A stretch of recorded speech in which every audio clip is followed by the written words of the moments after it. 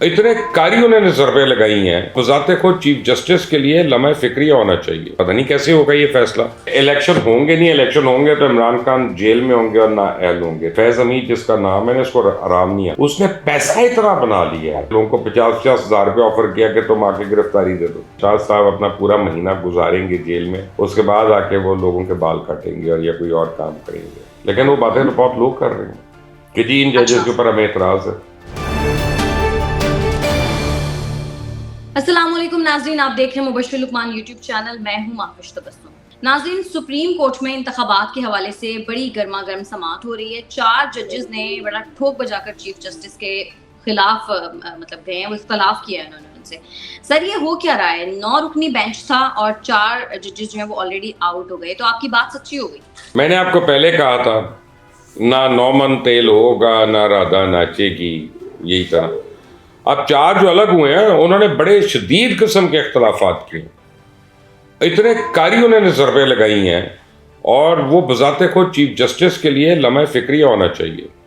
मुझे हैरानी इस बात पे कि चीफ जस्टिस ने कहा कि जो रह गए 5 वही करेंगे प्रोसीडिंग्स, और वो ये भी कह दिया उन्होंने कि कल हम फैसला सुनाएंगे। पता नहीं कैसे होगा ये फैसला। उसकी वजह यह है कि जो हमारी प्रैक्टिस है उसके अंदर तो ये होता है कि जब कोई एक जज अगर बेंच से निकलता है तो उसके बाद उस बेंच को रिकंस्टिट्यूट किया जाता है, उसकी दोबारा नोटिफिकेशन होता है, फिर उसकी कॉज लिस्ट लगेगी, फिर वो केस आएगा दोबारा उसमें। तो यहाँ उसी तरह ये हो। अब मुझे समझ ही नहीं आ रहा कि हम क्या चाह रहे हैं कि यार हमने फैसला बस सुनाना है कल, वो इसका मतलब है कि फैसला तो कर लिया हुआ, फिर चाहे इधर का है चाहे इधर का है, उससे तो अब गरज नहीं। लेकिन ये कानूनी तकाजे नहीं पूरे होते इससे। तो and justice hurried is justice buried, जैसा कहते हैं ना कि अगर जस्टिस को आप डिले कर रहे हैं तो आप जस्टिस डिनाई कर रहे हैं, तो जस्टिस को हरी कर रहे हैं तो आप जस्टिस को बरी कर रहे हैं। ये भी एक कहावत ही है ना। तो वो तो अब जो मर्जी कर लें, अब क्या करेंगे वो कल। मैं तो समझ रहा हूँ कि कल अब एक नई कानूनी लड़ाई शुरू हो जाएगी इस मुल्क में, आईनी जंग शुरू हो जाएगी। पहले हम समझ रहे थे हम आप मईशत का बहरान है, फिर सियासत का बहरान है, फिर आईनी बहरान, अब तो कानूनी बहरान हो गया। सर, मरियम नवाज ने आज साहिवाल में कारकुनान से बड़ा धुआंधार खिताब किया और इलेक्शंस के हवाले से बड़ी अहम बात की। वो कहती हैं कि इलेक्शन जरूर होगा लेकिन तराजू के दोनों पलड़े पहले बराबर किए जाएंगे। नवाज शरीफ के साथ ज्यादती का हिसाब होगा, फिर इलेक्शन होगा। सर, क्या मुराद है इस सबसे? और ये जो पलड़े दोनों बराबर किए जाएंगे, इसका क्या मतलब है? इसका मतलब वो है जो मैं आपको बड़े दिन से कह रहा हूँ कि इलेक्शन टाइम पे नहीं होने, जो आप समझ रही हैं। पहली बात तो आप ये समझ लें। अब तो वैसे मुझे भी यही लगता है कि नहीं होंगे टाइम। हाँ, उनका कहना है कि जी नवाज शरीफ की सजा खत्म करो, इमरान खान गड़ी चोर को सजा दो, उसको अदालती कटहरे में लाओ, ममनुआ फंडिंग केस में उसकी पार्टी बैन हो, जो पैसे बाहर ले गए वो पैसे लेके आओ। तो यानी ये तो इसका मतलब है कि इलेक्शन होंगे नहीं, इलेक्शन होंगे तो इमरान खान जेल में होंगे और नाअहल होंगे, तब मरियम इलेक्शन करवाना चाहते हैं। बॉटम लाइन ये है इसकी। तो मतलब सर, इसका ये मतलब हुआ कि पसे पर्दा कोई डील हुई है जिसके तहत खान साहब को भेजा जाएगा, नाअहल किया जाएगा, और जो नवाज शरीफ साहब हैं उनको लेवल प्लेइंग फील्ड मिलेगा। नहीं, देखिए ये तो मैं भी कह रहा हूँ ना, आपको 2 महीने से कह रहा हूँ कि इमरान ने जेल भी जाना है, इमरान नाअहल भी होना है, क्योंकि हमें पता है उसकी सजाएं क्या है जिन केसेस में मतलूब है। तो वो तो कोई थोड़ी सी समझ रखने वाला भी इंसान यही कहेगा कि इसके साथ यही होना है, यही होना है। तो ये 2 चीज़ों का कोई आपस में ताल्लुक नहीं, इसका डील से ताल्लुक नहीं। मेरी कौन सी डील थी कि मैं आपको 2 महीने से यही बात कह रहा हूँ, या और किसी की क्या डील थी तजिया कार की? लेकिन सर, मरियम नवाज ने जिस तरह से बात की उससे ऐसे ही लग रहा है, क्योंकि वो ये चाहती हैं, और अभी तो ट्विटर पर भी उनकी और खान साहब की कोई जंग शुरू हो गई है, वो एक दूसरे को ट्वीट्स कर रहे होते हैं। अब मैं क्या कह सकता हूँ, दोनों जो हैं बड़े बड़े लीडर्स हैं, मैं उस तरह की गुस्ताखी भी नहीं कर सकता, लेकिन दोनों मैं समझता हूँ कि अपनी ज़ात से आगे नहीं सोचते। दोनों में एक ही कमजोरी है, वो नार्सिसिस्ट हैं, अपने आप को सबसे अच्छा समझते हैं। सर, मरियम नवाज ने आज कुछ मजीद इंकशाफात भी किए हैं। वो कहती हैं कि फैज हमीद जो हैं वो अभी भी चकवाल में बैठकर डोरे हिला रहे हैं अपनी बाकियात के जरिए, और साथ साथ कहती हैं कि जो डैम वाले बाबा हैं वो भी अपने पसंद के फैसले करवा रहे हैं अपने मुहरों के जरिए। सर, ऐसा है क्या? बिल्कुल है, ये फैज़ हमीद जिसका नाम है ना, इसको आराम नहीं आना, अच्छा। और ये हर जगह डोरे लाएगा, चाहे दफ्तर में हो चाहे दफ्तर के बाहर हो। उसने पैसा इतना बना लिया है महावेश, रकम उसके पास इतनी है कि उसके लिए कोई 5-10 करोड़ रुपया महीने का खर्च करना अपने पॉलिटिकल मोटिव के लिए कोई मुश्किल नहीं है, और वो कर सकता है, और वो हर महीने कर सकता है इतने खर्च, इतना पैसा वो बना चुका है। अब मैं आपको ये बता दूं कि ज़रा टाइम्स हैव चेंज्ड। अब फैज़ हमीद के इर्द गिर्द घेरा तंग होना चाहिए, अभी तक क्यों नहीं हुआ मुझे नहीं पता, लेकिन होना चाहिए। और जो उसके साथ देते हैं, अभी भी उसका साथ दे रहे हैं, और अगर हाजिर सर्विस है तो उनके ऊपर भी घेरा तंग होना चाहिए, बिल्कुल होना चाहिए। और जेल भरो तहरीक में तो आपको पता ना, हमें पता चला है कि लोगों को 50-50 हज़ार रुपये ऑफर किया कि तुम आके गिरफ्तारी दे दो। उन्होंने कहा देखो जी हम गिरफ्तारी देते हैं, पुलिस कूटती है, तो 50,000 तो कम है ना इसके लिए। तो यानी ये पैसे दे के जेल भेजना चाह रहे हैं लोगों को। ये जो डैम वाले बाबा हैं साकिब निसार साहब को कह रही है, और उनके बारे में जो कहा है कि वो भी अपनी पसंद के फैसले करवा रहे हैं, इसमें सच्चाई है कोई? ये मुझे पता नहीं है, लेकिन साकिब निसार साहब के मेरा ख्याल है कि अब कौन सा जज मानता होगा।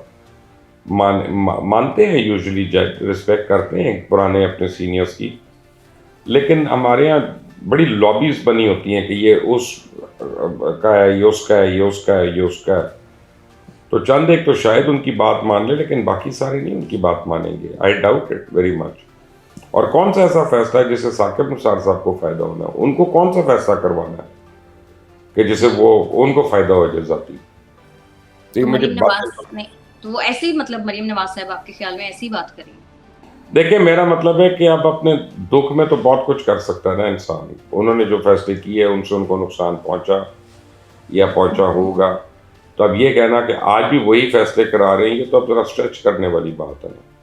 मैं इस पर मान सकता हूँ कि जनरल फैज़ ने बहुत गलत हरकतें की, लेकिन क्या आज भी वो इंस्टीट्यूशन के अंदर गलत हरकतें करवा सकते हैं? तो नहीं, वो नहीं, वो दरवाजे बंद हो चुके हैं उनके लिए।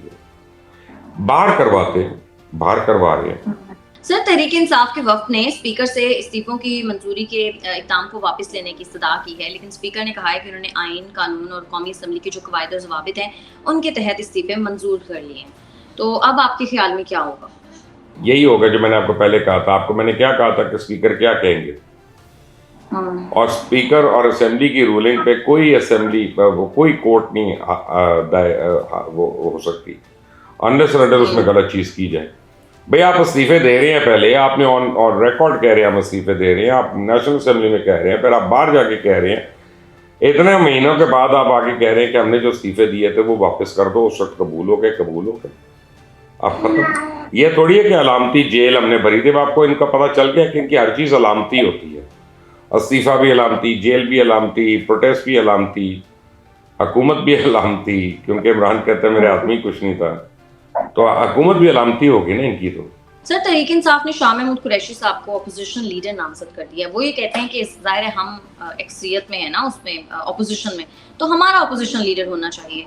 तो अब उन्होंने नामजद कर दिया है शाह महमूद कुरैशी साहब को। तो आपको लगता है कि वो बन जाएंगे अपोजिशन लीडर या बन सकते हैं? उन्होंने इसलिए नामजद नहीं किया, इसलिए नामजद किया है कि अपोजिशन लीडर बनाने के लिए उनको जेल से निकालना पड़ेगा। अच्छा। स्पीकर एक्स्ट्राडिशन का ऑर्डर देंगे उनकी। मेरा ख्याल है कि अभी इतनी जल्दी इस पर कोई अमल नहीं होने लगा। शाह साहब अपना पूरा महीना गुजारेंगे जेल में, उसके बाद आके वो लोगों के बाल काटेंगे और या कोई और काम करेंगे। अभी उनके साथ शौक पूरे होने थे, वो जो उन्होंने जेल भरनी थी, जेल में जाती बवासीर भी हो गई, पता नहीं एकदम से खौफनाक बीमारियां हो जाती है 24 घंटे के अंदर अंदर जेल में सबको। सर, ये तो वतीरा रहा है हमारे सियासतदानों का, ये तो हर किसी के साथ ये हुआ है, चाहे अंदर जाने वाले कभी नहीं। आपके बड़े लीडर्स उन्होंने ऐसा नहीं किया, कईयों ने नहीं किया, बीमारियों के बहाने नहीं लगाए। आप ये देखें कि एक दूसरा बड़ा लीडर है, वो अदालत में भी जाने के लिए अपनी टांग का बहाना कर लेता है, वो जेल तो जाना तो बड़ी दूर की बात है। नहीं सर, कल जा रहे हैं ना, कल खान साहब ने इस्लामाबाद में 3 केसेस में पेश होना है, और सुना है बाय एयर जा रहे हैं वो। तो ड्रामा देखा आपने? ड्रामा देखा आपने उनका कि वो जज साहब को कह रहे हैं कि मैं उधर हूँगा तो आप उधर ही आ जाए, दूसरे को कह रहे हैं मैं उधर हूँगा आप उधर आ जाए। यार ये कौन आदमी है? Is right out of the cartoon books. Honestly Tom and Jerry के जैसे कार्टून नहीं होते थे, कि आप जजेस को कह रहे हैं कि यार मेरी तकलीफ है या मुझे प्रॉब्लम है तो तुम आ जाओ उधर, बस मेरे से जो करना है बातचीत कर लो बैठ के। लेकिन सर खान साहब के लिए आप क्या समझते हैं, इन केसेस में कितनी मुश्किल हों और जरा पेशियां भुगते हैं, अभी हम लोग भी भुगतते हैं, पता चले। सर लेकिन आपको क्या लगता है इन केसेस में खान साहब पर कितनी मुश्किलात खड़ी हो सकती हैं इन केसेस को लेकर? बहुत ज्यादा, ना खत्म होने वाली मुश्किलात। और ये तीनों केसेस डेंजरस है खान के लिए, तीनों में उसकी नाअहली हो सकती है और तीनों में जेल हो सकती है। सर अमीर जमात इस्लामी सिराजुल हक साहब कहते हैं कि मेरे पास फहरिस्त है जिसमें 18 लोगों के अकाउंट्स में 4000 अरब रुपए बैंक्स में पड़े हुए हैं। ये पाकिस्तान में जो दौलत है सर, इसकी इतनी गैर मुनसिफाना जो तकसीम है, ये कब तक होती रहेगी, कब तक ये सिलसिला चलता रहेगा? देखिए जी, सिराजुल हक साहब ने तो ये भी कहा कि जजेस हो, जर्नैल हो, ब्यूरोक्रेट्स हो, सियासतदान हो, ये कुर्बानियां दें। वो कहते हैं हमारे मुल्की इदारे इन लोगों से पैसे निकलवाने में बेबस हैं टोटल, और अगर उनको पता है तो फिर FBR को भी पता होगा, फिर स्टेट बैंक को भी पता होगा, फिर हुकूमत को भी पता होगा, फिर एजेंसियों को भी पता होगा।